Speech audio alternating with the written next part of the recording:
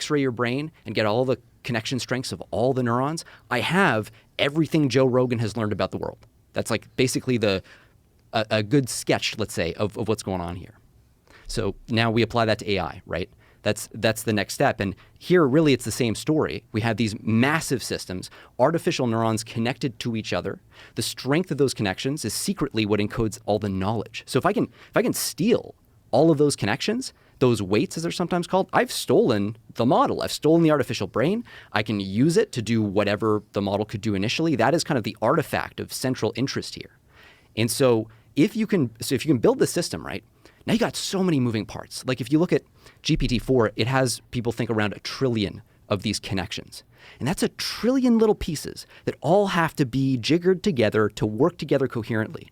And you need computers to go through and like tweak those numbers. So massive amounts of computing power. The bigger you make that model, the more computing power you're going to need to kind of tune it in.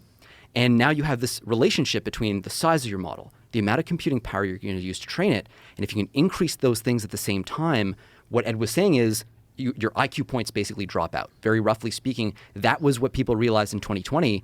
And the effect that had, right, was now all of a sudden the entire AI industry is looking at this equation. Everybody knows the secret sauce. I make it bigger, I make more IQ points, I can get more money. So Google's looking at this, Microsoft, OpenAI, Amazon, everybody's looking at the same equation. You have the makings for a crazy race.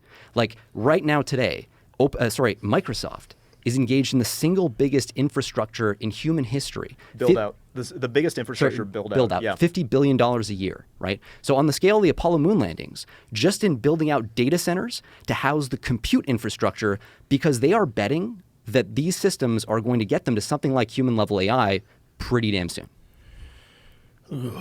So I was reading some story about, I think it was Google, that's saying that they're going to have multiple nuclear reactors